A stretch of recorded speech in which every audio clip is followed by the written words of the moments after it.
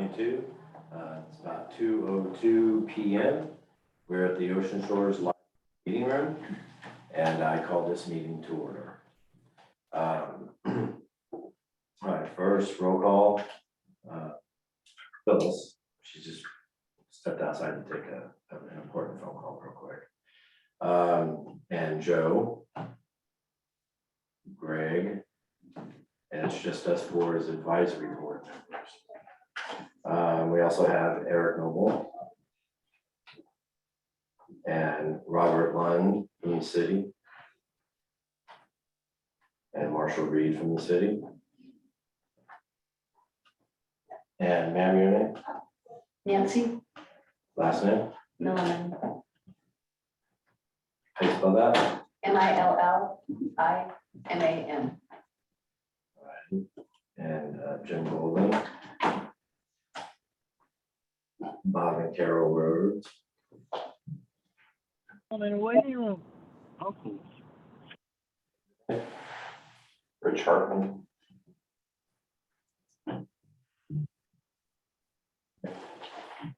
All righty. And then online we have Donald. Williams. Okay. Mary McNabb. Is that it there? There is a phone number ending in 225. Okay. Okay. All right. Okay, so first we have approval of minutes from the June 6th, 2022 meeting. I sent those out to everybody. Did you all get those? Okay. All righty.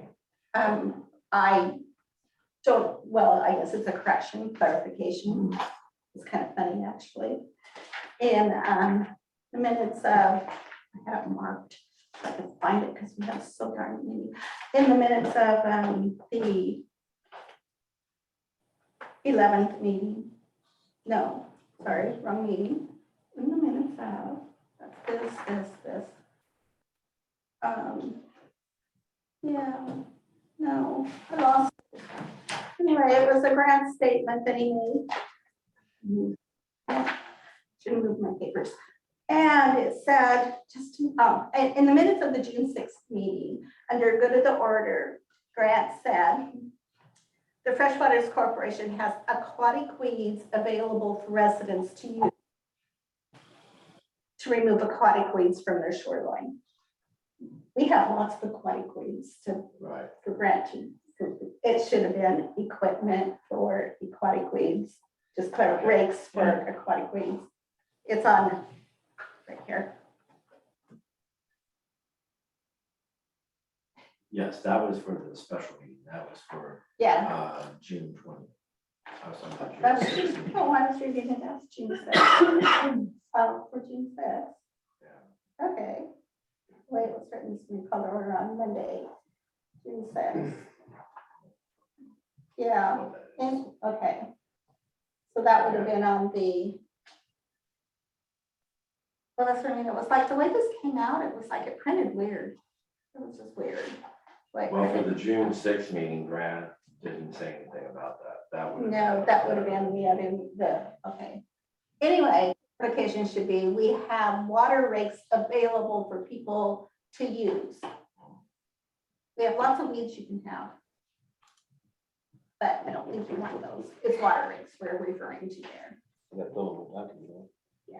See, I can read those minutes. It was just the way it came across in formatting, it was like I wasn't sure what meeting we were talking about All there. right. So on June meeting, does anybody have any other corrections or additions to that? All right, do I have a motion to accept the Monday, 6 June 2022 meeting minutes as written? Second? I second. All those in favor? Aye.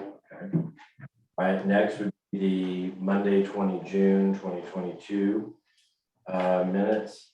Now, that is where it. That's should say where it has ends. water. Yeah, and it didn't have a break in here for me. It could have just been the way it printed out on me. So Waterways Corporation has aquatic rake Right. available Oh, right, for for, residents. yeah. Too many words, too many weeds words. Too many of these words. All right, so for Monday 20, for the special Monday 20, June 2022, any other corrections or additions to those minutes? I didn't see any. Okay, all right, and so do I have a motion to accept the minutes with the correction for Grant Schaefer's good of the order to read Fresh Waterways Corporation has aquatic rakes available for residents? I make that motion. And a second? Second. All right, all those in favor? Aye. Perfect. Okay, all righty. All right, so we're gonna go ahead and jump into the old business, weed management. And so I have asked Doug Dorling, is Doug online yet? He's not online. Unless you need the phone number. And what time it is, not really showing. Yeah, it's this number. Hello, I'm here. Oh, okay, all right. Okay, so Doug, if you could go ahead, and explain to the board today where we are in the treatment timeline. Also, any update that you have for the mechanical harvesting would be great. Okay, well, we are in the process now of mailing out the notification letters to all the residents around the treatment sites. About 2,500 mailings that'll be going out to, tomorrow and the next day. In that mailing, it basically outlines the materials we're going to use and the proposed dates of treatment. And we've proposed the last week of July and the first week of August is our targeted treatment dates. We are actually targeting the last week of July, that was our primary treatment date. Once these notices go out, the residents will know exactly what areas are treated. The notices state what areas of the canals will be treated, what areas of the canals won't be treated. Contact information, very much similar to what we did last year. And once that notice is out and the timeline is passed, we can come out and treat. Now on harvesting, we were out to the sites the other day. We inspected 6 potential staging areas. We basically narrowed it down to one site that we're in the process of getting in contact with that property owner. I mean, all the people there were very helpful. You know, by the time we left, we had a whole crew of property owners down there showing us this and showing us that. They're pretty excited about it. The biggest problem, and I'm sure everybody's aware of it, is access. We don't want these harvesters traveling from the canals all the way to the boat launch over by the water treatment tower, by the potable water system. That's a 25-minute haul each way.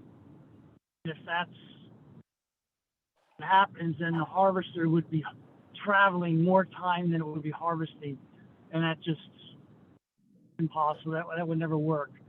So we're working on this site so that the harvester can unload debris from the shoreline onto their trailers using a conveyor system, and then they will move the weeds from that site to a storage area. We've looked at 2 possible contractors, and I think we've decided on which one we want to use. Other than that, I mean, that's our update for the harvesting and for the weed control. Any questions? So if you have any other questions, Doug, I have a question. This is Phyllis. When you say you're talking to potential sites that you can use to take the weeds from the water to the land with the conveyor belt. These are undeveloped lots. Correct. Are cleared. Some of them are undeveloped. A lot of them are lots that people have established, maybe a trailer site where they bring a trailer down for the weekend or for the week. Let's say we're looking at, I think the property owner doesn't live in Washington State, is out of state. But these are, the sites that were basically had a lot of brush on them. We eliminated those because it was just too much work and there was too much steep of a shoreline from the shoreline down to the water for these harvesters to have access to. So we've got two potential sites that we're looking at, and I'm pretty sure we'll be able to find one of them. So my next question then with that is, these are not city-owned lots. They have the potential of being developed. And so for future harvesting, is this giving us a reasonable expectation of how harvesting truly should be done? Well, I think that's, we're working on our budget, and the harvester will harvest as much as they can until the budget they've reached the maximum on the budget. One thing we did notice is that the city does have access on one of those canals. It's a shallow, narrow lot. And we looked at that lot, but it would need to be a lot of brush removal down by the water's end. So that's something that if this program is successful and it's economically feasible, maybe the city would look at removing the brush and making access from their own lot over in that area of the canals. Thank you, Doug. Thanks, Doug. And it's a good question. We've been through and are going through similar issues with like the fire break with the hotels. How are we going to get into here to cut weeds or go in a ditch? How are we going to get in here to maintain this ditch when it's surrounded by private property? Hopefully Doug's successful with that particular property owner. I'll talk with him on the side about it. We need to make sure that his insurance statement lists them or something, so our liability is covered. But this is pretty common, I think. And I think that if we were going to expand harvesting, we would be approaching private property owners and saying, hey, you've got a camping lot. Would you sign a temporary access agreement or something? Otherwise, like he's saying, if you're losing these hours of time, it's just. I agree. I think it's possible, but it's hard. I mean, with the hotels, I mean, I think we got half of the people we approached were willing to, give some access. So it's common, and it's not anything that's kind of just part of the job. Yeah, and with that, I have not seen the equipment, how big it is, that, like houses, lot sizes are so small. And by the time you put a house on them, a lot of times you just don't have a lot of side access. Yeah, He said that's. exactly. So if somebody's got a camping lot and we're using it for access, and the next year they decide to build a home on it, we just have to go look somewhere else. Yeah. Okay, thank you. Yeah, I mean, there are a couple of very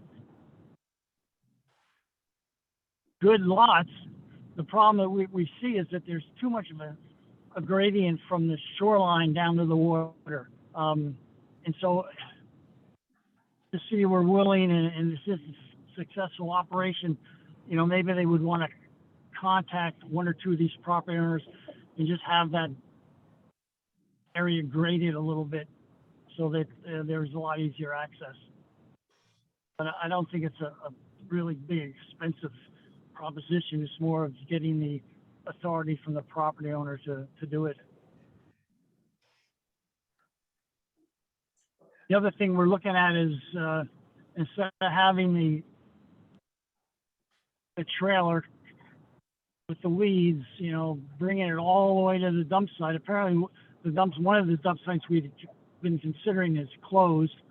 What we'd like to do is see if we can have the trailer store the material on one of those, I guess I call them the kite sites. There's 2 sites at the end of those canals that the city is looking at and that owns, and we could store those weeds there for a week and then come in with a front end loader, pick them up and move them away.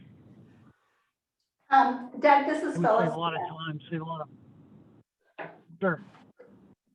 This is Phyllis again. I looked at those sites, and the site that you're looking at, the Gooey Duck potential kite park site. Right. It is very easy access for a dump site. My thought, after you dump it and it's sat there for a week and it's dried out, why transport it again? Why not just spread it out on that existing ground and use as a compost, like they do, a lot of people do when they dig up their own yard? Well, that's a very good option. I mean, we looked at potential. We looked to see if there was a composting facility within a reasonable distance of ocean shores, and we couldn't find one. But ideally, that would be the prime way to dispose of it. Let it dry out and then spread it out over the property. I mean, you're not going to have a great deal of material. Once this stuff dries out, it's like vapor. It's like feather. It just dissolves down into the dirt and grass. I've done it before, pulling it out, just setting it out on the grass. It dries out, you rake it in and it's done, and it's good fertilizer. Yeah. So, the additional transport, I guess I'm questioning whether that is necessary. Yeah, I think everything that can be done to reduce the cost is what we want to aim for, and then by not having to then load them back up into a trailer and bringing it to the landfill. I mean, that's an expense that we could avoid, and then allow the harvester to harvest more. Thank you. All right, Joey, No, I'm just glad to hear everything's going the way it's going. But the only question I probably would have is the harvester that you're using. Do we know how tall it is? Is it something that's got to be used in open water, or can it be used in our canals or smaller canals? How tall it is? No, but I've given the contractor I gave him a map of the area, and he doesn't feel there's going to be a problem. Okay. And I gave him the bathymetric readings that we've done on those canals. I know some of them can fold down pretty small, lowering the conveyors and everything, and squeeze underneath stuff. I just didn't know what we're using. It's a normal, it's pretty typical harvester. It's not a huge, large harvester, but it's it's not small. But we don't have to go under we don't have to go under a bridge like the one that goes to the Bass Canal. Bridges that we would have to go under. Well, access under the bridges, I don't think it's going to be a problem at all. Okay, anything else? No, that's it for Now me. we're scheduled, scheduled for harvesting is basically the same time we've scheduled weed control. Basically what's going to happen is this guy's going to come up here the last week in July, harvest. He's harvesting another site. He'll be gone for 3 or 4 weeks and then come back, and if it's required, harvest that same site again. The other option we have is to harvesting just one canal, harvest 2 canals, and not have it reharvested.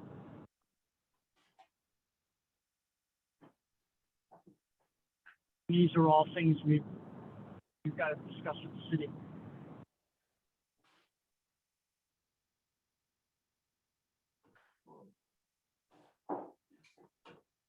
Okay. I'm going under the bridge right now. All righty, Greg, do you have anything? No,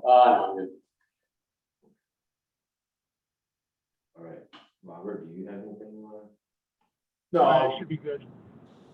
we'll talk offline about the access issues and hopefully it gets there. And I think we're gonna have a lot of data about if, traveling a half hour or something, so we try to avoid that, but we know what they're gonna cost per hour, so if we have to factor that into a future budget, just factor it into a future budget. All right, okay. Yeah, we're trying to design this so the city is not involved with, having to remove weeds or do anything with the weeds, so that they can get a fair estimate of exactly what this is going to cost. All right, Yeah. great. Them being All physically involved with it. Okay. All righty. Well, I think we've asked all of our questions, Doug. So thank you very much for coming today and giving us an update. All righty. Treatment. All righty. All righty. All right. Thank you. Thank you. All right. So next we have Terry McNabb for the IAVMP. So I've asked Terry to come here today to give us I think he's going to do a little bit of a presentation, tell us what we're going to be looking forward to for this IAVMP, and tell us about some timelines, and then also if we have any questions from the board. All righty, Terry, over to you. Yeah, can you hear me? Yes, sir. Yes. Okay, let me share my screen if that's, let's see, the host has to let me do that, I think. Is that possible?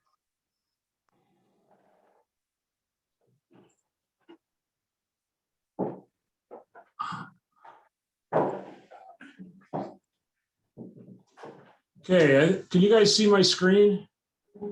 Yep. Okay. Well, I just wanted to let you know where we were at this point. So we signed our contract about maybe 2 weeks ago and got permission to start. And we kind of were under the impression you guys were going to do your herbicide treatment really quick. So we wanted to get out and at least in the canals, look at, get some data before we, before you changed it. So we came out and did a hydroacoustic survey. We had 3 boats on the water, and we basically used the same hydroacoustic system you guys have probably used for a number of years. You run a bunch of transects back and forth, and it tells you, it basically it collects the aquatic plant biovolume for the entire lake. So it gives you a map of the bathymetry. It gives you a map of the percent of the water column that's impacted with plants. And we didn't do Duck Lake because we're going to get to that a bit later, but the bulk of the weed control work, as we were told, is going to happen in the canal system. So our objective here was just to get in and collect data before it was altered by treatments and that type of stuff. So if you look at the report for this, you've got what this system does is it calculates the percent of it does a bunch of math that calculates the aquatic plant coverage in the system. It doesn't do anything to give you data on species and things, which I'll get to in a second. But basically, we surveyed the entire canal system. There's about 80% of the water column throughout the entire canal system supports aquatic plant growth. When I come back to this other slide, when you're looking at these colors, there's a color ramp here where if it's blue or 0, that means there's no plants detected at that site. And as you come up this ramp here towards the yellow, or like 50%, that means that there's 50% of the water column from the bottom up to, to halfway to the surface has got plants. And if you get up to the red, that means basically that the system's detected aquatic plant biovolume all the way to the surface. So if you come back and look at this thing, you can kind of, wait a minute, what did I do here? Let me go here again. Hit the wrong button, sorry.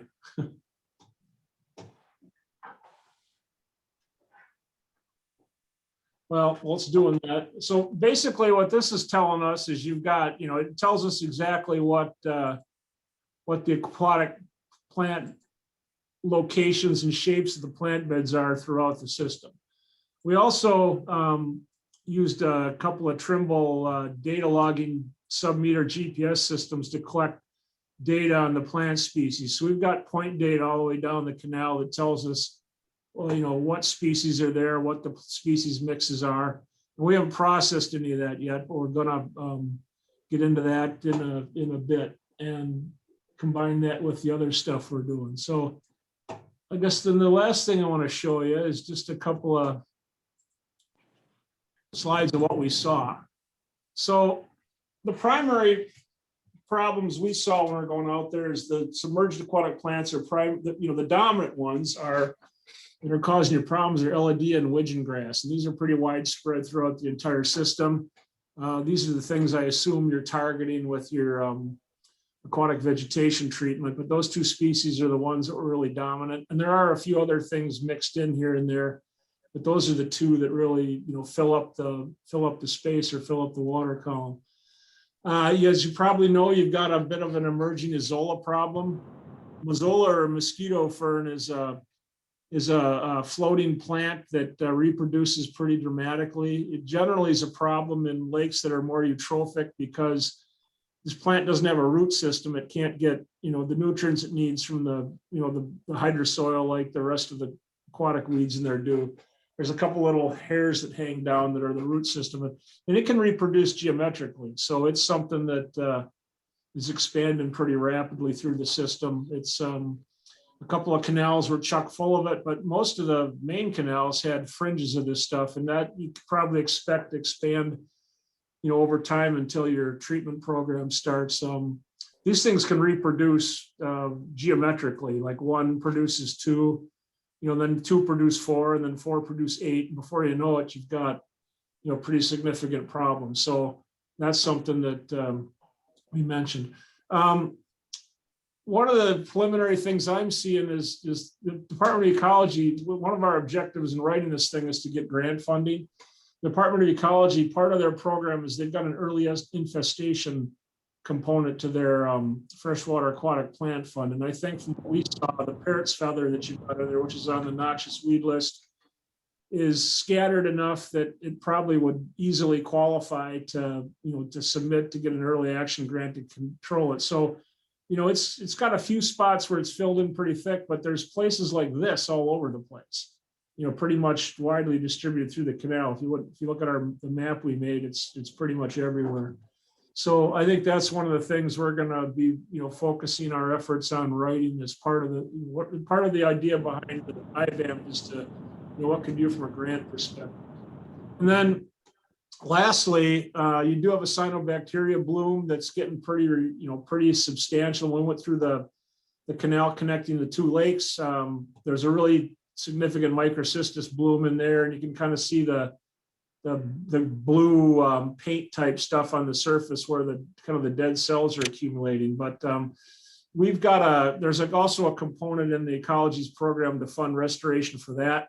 One of the things we're looking to do is we proposed to the city as part, and they accepted this, we're going to set up a couple of sampling buoys at kind of key locations in the lake. These systems will, they're solar powered. They've got a cell system built into them that reports data back to a website we monitor, where it reports back every 15 minutes or so, but it gives you some, so what it does basically is it measures chlorophyll A, which is a measure of total biomass. And then there's a pigment called phycocyanin that's unique to the cyanobacteria, the blue-green algae, and it records both of those things and reports them. So we're going to use that to kind of track. We've got to find a couple places where we can bike lock these to a dock or something, so they don't just drift off or get stolen or whatever. So we're kind of in the process of just picking some sites to do that.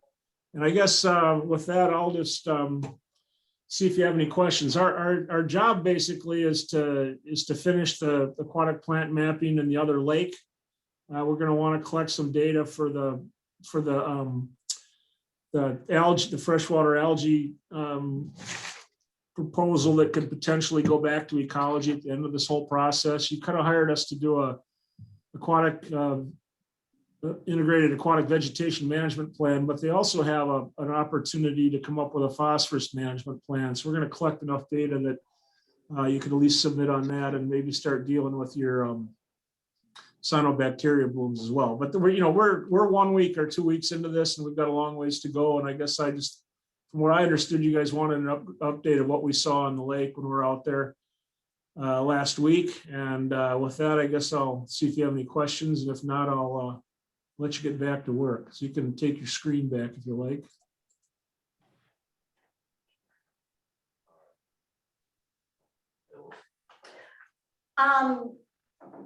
This is Phyllis, you may not know the answer to this, but this here mosquito fern that is out there in the water, does that grow in yards also? It's an aquatic plant. It can get caught up on back in the cattails and, back, where you don't see it. And if the water level goes up and down, it can kind of sit on the shoreline mud and that type of thing. But it's a totally aquatic plant. It's not something that's coming out of, you're going to find in your yard unless somehow the water carried it there, was high enough to carry it there. So if you water out of the lake that has it, you have the potential of getting it in your yard. Well, it's not going to live. It needs, the habitat it grows on is right where you see it. So it's nothing that, is going to take root in your yard and that type of thing. It's, it's not native to North America. It got introduced, decades ago. And it's a big problem in the Southeast. It's starting to pop up around here. We do quite a bit of work treating it in Oregon and a few spots like that, some of the sloughs down that way. But it's, you got to watch it because it expands rapidly. And then my other is a statement. If you need a dock to attach something to, I'm on Lake Menard, you can find. Well, put a barrier up so it doesn't float in there. Okay, Joe, do you have something? Yeah, Terry, thank you for your analysis. I appreciate it. Good job. One of the questions I have is I think it's called the mosquito fern, like Phillips was talking about, the stuff that floats on top of the water that doesn't really anchor to the dirt. Yeah. The substructure. One of the lakes that comes to mind that's really bad for that is Lake McIntosh. And it completely covers that lake in the summertime. And you're saying we're starting to have that now in our system? Well, yeah, a couple of your fingers are totally covered with it. And if you look down, we were there on July 1st, which is the Friday before 4th of July. There's a couple of fingers there that, were 200 or 300 feet long that you couldn't see the water. It was totally topped out. But if you went along the Grand Canal, there's little bits and pieces of it, pretty much everywhere along the shoreline, kind of tucked up in the pennywort and, right on the shoreline. So like I said, those things, one of those plants can, they seldom, or they kind of, they fragment or divide, and that's how they reproduce. So one of them will break into 2, and then you got 2 that breaks into 4, and then 4 breaks into 8. If you do the math on that, you're up in the, the millions pretty quick. Like there's probably, millions and millions of those plants just in that one little finger that's kind of across from the bridge that goes back into the, all those fingers that are off to the west side of the bridge there. But that's something you probably really need to watch because it can just keep growing. So my second question is, what causes that to multiply so fast? Is it nutrients in the water, or what's causing that to multiply? Well, it's just an invasive weed. That's the way it behaves. It's kind of its life cycles like that. It just but like I said, you don't really see a problem with it in real pristine waters because, like Lake Tahoe, for example, you could throw one of those in there and there's nothing in the water for it to, plants need phosphorus and nitrogen, right? And the rooted plants like the elodea and the pennywort and all those things, they can get all the nutrients they need from the root system down in the mud, right? Well, this plant can't. So if you've got, phosphorus and nitrogen levels that are pretty high in the water, that's where it tends to really thrive. And phosphorus is also the thing that really drives the harmful algae blooms that are kind of starting to take off in the canal there. So that's one of the objectives, I think, long-term, you really need to think about is how do we reduce the phosphorus in our lake system? And that's one of the things we're going to incorporate in the plan we're writing. Okay, yeah, that exactly what I was thinking it was too, is phosphorus in the water. Yeah. It's caused from a lot of different things, but, okay, that's it for me. All righty, great. Not, already got my question answered about the ozone. I'm on one of the canals where it's very prevalent.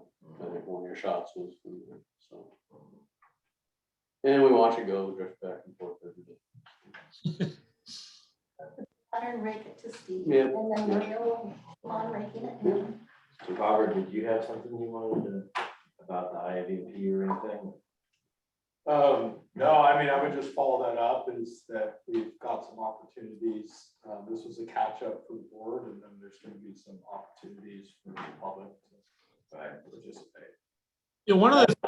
One of the things ecology requires in the development of this plan is that you've got kind of a steering committee, which I assume would probably be you guys, that we present findings to and look at options and things like that. And then they also want to see a couple of presentations made to the community. So at some point, tail into the summer, we probably want to have some kind of a public meeting or two to, after you guys have looked at this and decided what you think, kind of present that information to the public and collect feedback from them, because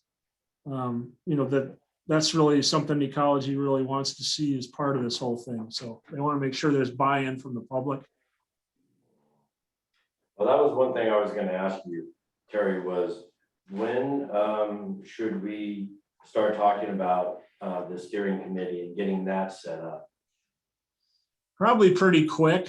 We're probably gonna get back to finish the other lake out there, maybe in a week and a half or 2 weeks. It might even be right around the same time you're doing your treatment. So, before we can tell you, it's really critical to have a good map and good assessment of what you're dealing with, because that's the basis for every cost decision you make in this plan.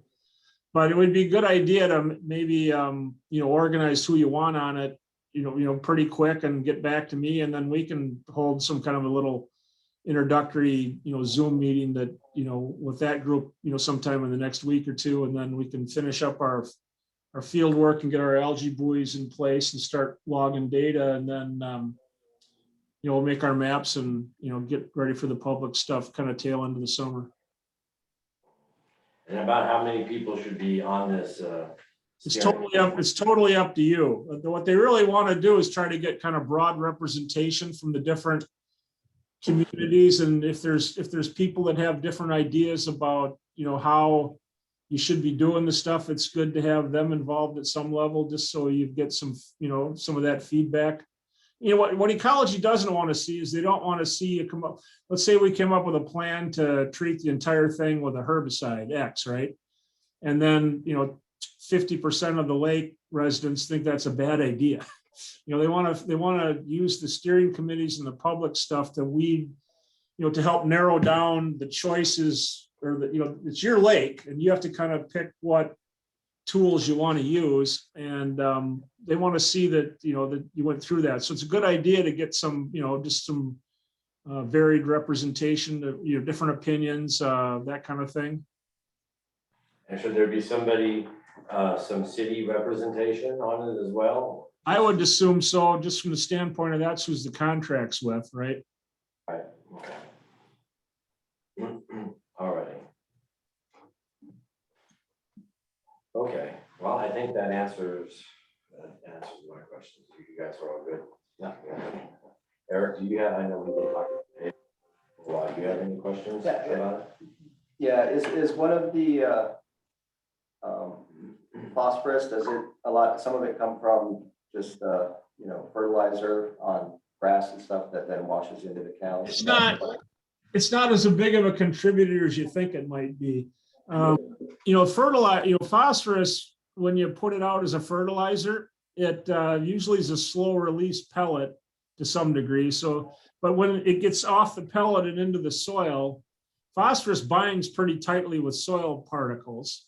And so there's any kind of organic matter in there or something that usually forms a pretty tight bond. Normally where phosphorus from a fertilizer gets into a lake or a river is where the soil gets eroded. Like, Lake Erie, you've probably heard, has these huge algae blooms. Like Toledo couldn't deliver water because of the toxic algae. And most of that was from farm fields where the fertilizer was placed on the farm field, but then it rained and it was eroded into the river and went down into the lake, and that's how it got there. So the primary inputs in lakes generally are just the legacy stuff of all the dead vegetation that's piled up in the bottom sediments for decades, or that type of thing. So it can also be from stormwater, but fertilizers are generally pretty minor, if almost zero contributors, unless somebody's putting them. Like, we have a couple of golf courses we take care of in Palm Springs where you come out after they fertilize, and 50% of the bloody pellets are in the lake. So if you're doing something like that, you can run into problems, but it pretty much stays put where you put it if it's vegetating. Well, that's exactly what we're looking for. Yep, thanks. All right, perfect. All right. Can I ask one more question? So, talking about phosphorus again, can that be from no flow being in the water and everything just getting stagnant? Can that create a buildup of phosphorus too? Okay, well, generally, your lake's the lowest point in the watershed. So every bit of phosphorus that ends up in the watershed can eventually make it there, whether it takes thousands of years or it gets rained in. So what you do with a phosphorus budget is you look at what's in the water column, you look what's in the sediments, and then if you got points like, a pipe coming in from somewhere else, you try to kind of figure out what's coming in there, and then you try to get a percentage of, of where it's all coming from. And 9 times out of 10, the phosphorus that's driving algae blooms is leaking out of the lake sediments. And, you've got I don't know how long the canals have been there, but let's say you got 50 or 60 years of vegetation dying, falling down, turning into sediment. And the phosphorus gets kind of bound up down there until the oxygen goes to zero. And once that happens, it can just cycle back every year. So once you have if you're trying to get rid of phosphorus, usually you're using something like an aeration system if your lake's deep enough to not have oxygen down there, or you have to use something like a phoslock or an alum treatment to strip the phosphorus out of the water column. And those are things that we would probably be costing out as part of the plan development based on the data we collect. So it's kind of premature to answer that, but 9 times out of 10, it's the stuff that's driving algae blooms is legacy phosphorus that's piled up in the sediments. And then cycling back because some of the chemical changes that take place every summer. Okay. All right, great. Is that it, Joe? Yeah. All righty, great. Thank you very much, Terry. Appreciate your help. Great. Well, I'm off to the next meeting, so talk to you later. Come on, see you. Bye. Okay, so next on our old business, we have Lake Management Study Stormwater Master Plan. Turn over to Eric. I'm trying to leave here. I'm trying to leave here, and my button says end meeting for all. So maybe somebody has to take the screen back before I wipe it out. You have to give it back. You Oh, I have to do. right click on my name and say make host. Right click on Sarah. Okay. Make host. Yes. Thank you. Okay, now I'm gone.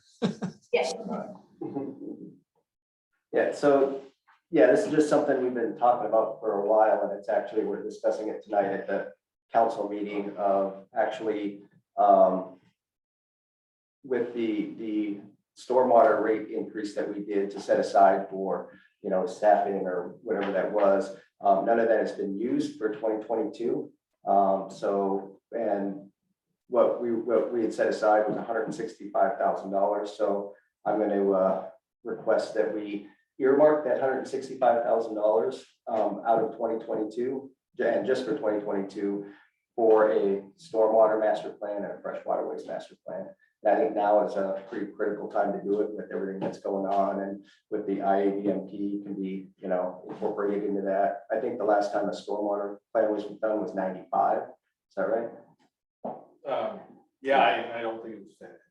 But it wasn't finished, right? Yeah, Right. So, so- so there's some maps and stuff that we have that we can incorporate, but, and again, that we, just like the IABMP, you have to have those master plans in order to be able to go out for grants and stuff too. So that's part of what it is, but also having a master plan that by professionals, working with the city, working with the advisory board, that can come back and say, hey, this is what we recommend you guys do, you know, from somebody who knows what they're doing rather than, you know, the city trying to do it or something else. So, and they're not cheap, but, and I think there's a consensus tonight. So we're going to try to earmark that money. And then hopefully as soon as, you know, the new public works director gets in, maybe that's the first thing they can start looking at is the RFP or something to, you know, I think, and doesn't Terry, I mean, you guys have contacts for some of the environmentalists that can do this work?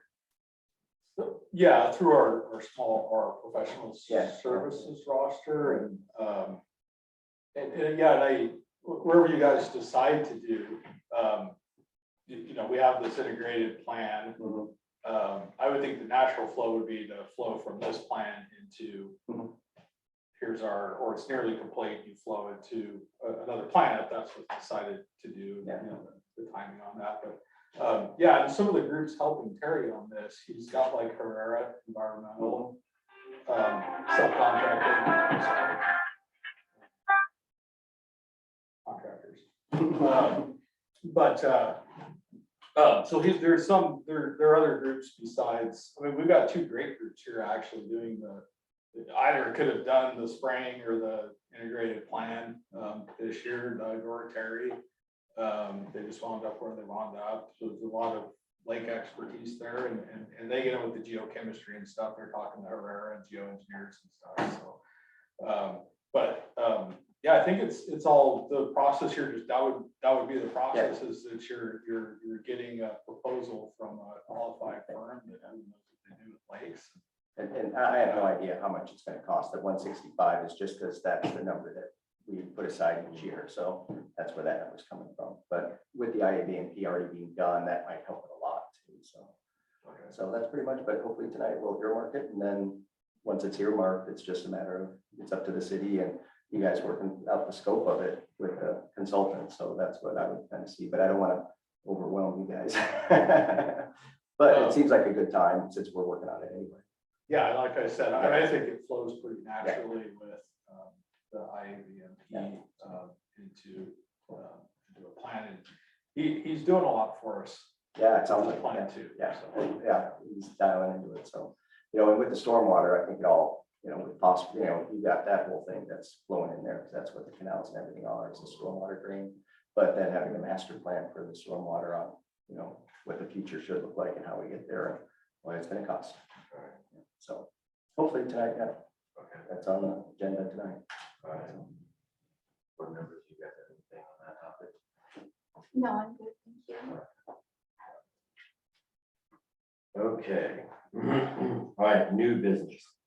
The North End Grand Canal Park project. So there's been a little bit of movement on that. And Robert, I'll go ahead and turn it over to you if you want to just give us a update on that. Okay. So in 2019, I started working here. And in 2019, we also had initiated kind of a project to develop concepts for the Northeast Grand Canal Park. And why I bring it up with this board is because Fresh Waterway, the board was involved in that process, or individuals from the board were. It was a stakeholder process. It wasn't 100% open to the public, but we had the neighbors, the golf course, Fresh Waterways, the Parks Board involved. So we had hired a company, speaking of environmental specialists, but they're called the Watershed Company. But basically it's look up their website. It's a group that does a lot of park work. They do environmental permitting. But through that process, we had come up with some concepts and kind of a draft report. This is what, there's a lot of history to the Northeast Grand Canal Park. It goes back to old pictures from the newspapers that Tom Quigg gave me of somebody with the first jet ski, some German guy driving around there. So there's a lot of history there. There was a lot of work done in the 90s through KCM, simultaneous with the work that was happening in Duck Lake. KCM did for us. It's kind of the predecessor to your stormwater plan. Actually, it's sort of the first version of that. So we got to that point where, well, we're going to go into the next phase. We have some concepts. It's a lot of money. Again, going to what Terry's doing for us is business plan. How do we have these great ideas, but how do we fund them? Or is our idea too big and we need to make it fit, a funding source or a certain kind of target? But so that's a draft report. It's got some kind of colorful maps in it to show the park, what they were thinking, a couple different versions. That is where it is. And then COVID-19 came, so we took a break because we really wanted to have in-person public meetings, poster sessions where people could interact face to face and talk about the ideas and these maps and what they liked and didn't like, share the history they knew. But we're to that point, I guess, where we're not all stuck at home and we can have meetings. So we've reinitiated, kind of brought that contract back with the watershed company. We're going to do a little internal kickoff just as far as the nuts and bolts. But I want the Parks Board, and you guys know what's going on. So I'll be telling Wednesday, I'll be telling the Parks Board about it. That and I think I already have, but this is going on. But there'll be some public meetings, I think, too. And we'll see what those venues are. The watershed company does these things a lot, so I like to rely on them for what kind of a meeting works, for these situations. Maybe we'll use the city chat. Maybe we'll do something here. There'll be some online surveys that you can come to the library and fill out the online survey if you don't have internet access at home, or you can just do them on the computer. But that should be after August. I know the environmental scientist we're working with, she's going to Hawaii to get married. And when she comes back, we're first on the list to kick off and get that project going. So I hope as advertisements come out that the board is able to attend and participate. Okay. So it's probably not for about at least another. It's gonna be a few months, I think, a few months before, and it'll be well advertised. And the stakeholder part of it, that's all done now, right? I mean, this moves on to the public and then from there decide what to do, right? There's no more stakeholders. Well, the stakeholders are still welcome to attend, but it's not limited to stakeholders. Yeah, so it's basically this is public input. I can, yes.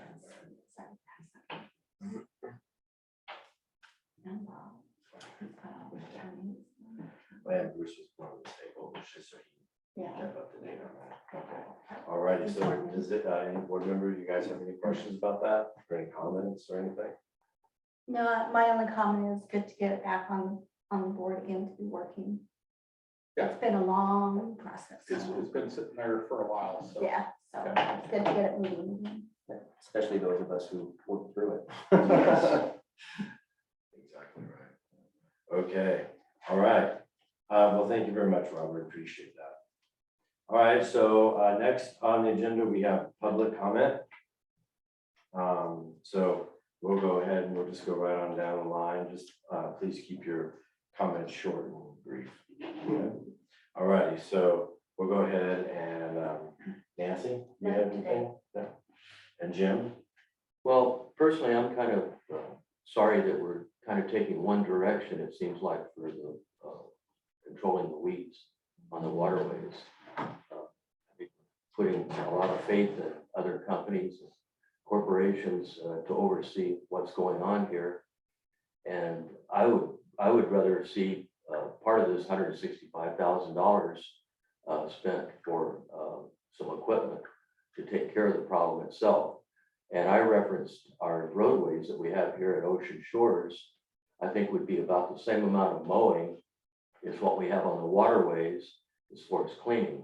And the city does an excellent job, I think, of keeping the vegetation down there. And they have their own equipment. As near as I know, they do the maintenance on the equipment. I've heard them ask the city for different parts and attachments to go on the equipment.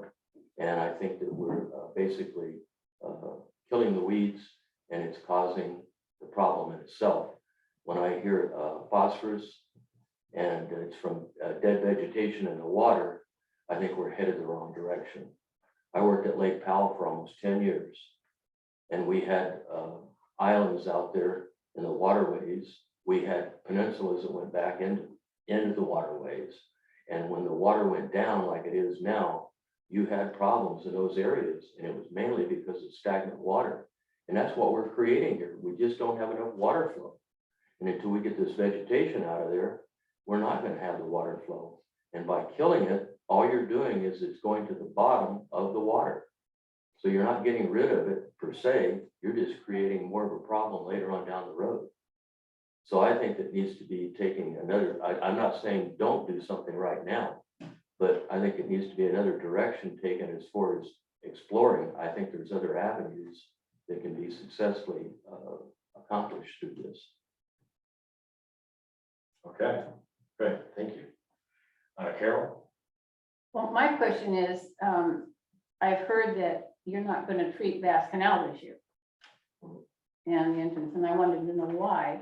A board member told these guys that your last meeting was closed to the public, so we didn't come. And I guess that's where the decision was made, where they were going to treat. Now, nobody wants chemicals used at all, but that's our only option right now. And if that entrance to Bass Canal is full of lily pads, it's very difficult to get a kayak and almost impossible to get a rowing shell through there.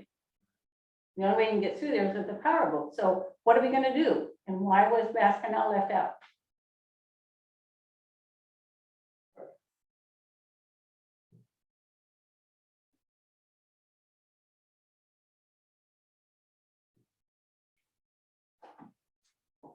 All right, okay, thank you, Carol.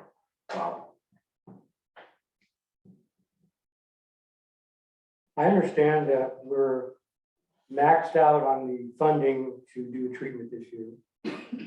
That we've gone beyond the funded available monies that were slated for that. And I'm wondering why. Why is it that we have such a limited budget for treatment in whatever form we use, that we're always behind the 8 ball on that? There should be money available at any time to take care of the necessary treatments. So I'm wondering why, talking about back in the last year's budget and this and that, seems to me like we need to have more presence when it comes to budgeting so that we have adequate funds and do the proper treatments and not be limited to what we're stuck with for funding. Seems to me like it's like a secondary idea. Well, okay, maybe we'll look at the waterways this year. There is no department, just like there is no park department. So the parks have gone downhill very badly over these past few years because they rely on input from a park board. They rely on your input for your input on treatment. And to me, the budgeting is not adequate for what they're trying to do. Now we're limited to how much treatment we can do. It seems like we're just going backwards. That's my take on it. All right, Richard.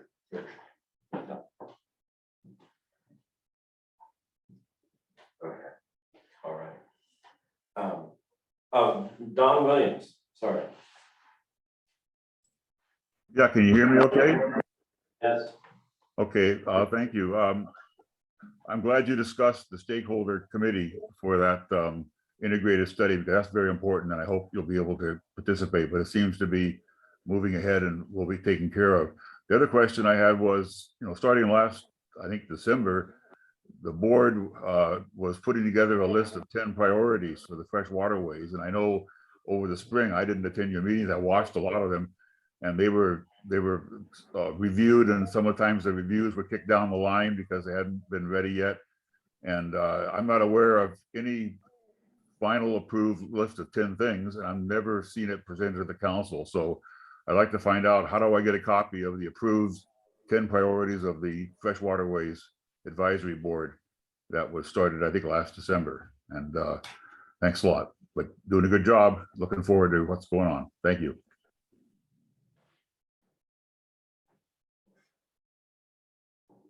All right. Okay. Robert, do you have anything? As far as public comment, I work for. Or any comments? I know you do, but just give this one last chance before we move on. No, it was, just good to come and meet everybody. Okay. Marshall, do you have anything? Just a quick update, I talked to John Wagner at the end of last week, and we're gonna try to get a schedule together to finish off the hazardous tree removal and get those pinned against the bank. FYI, Grant is gone on vacation. Okay. For a And while. I asked him for how long and he said he didn't know.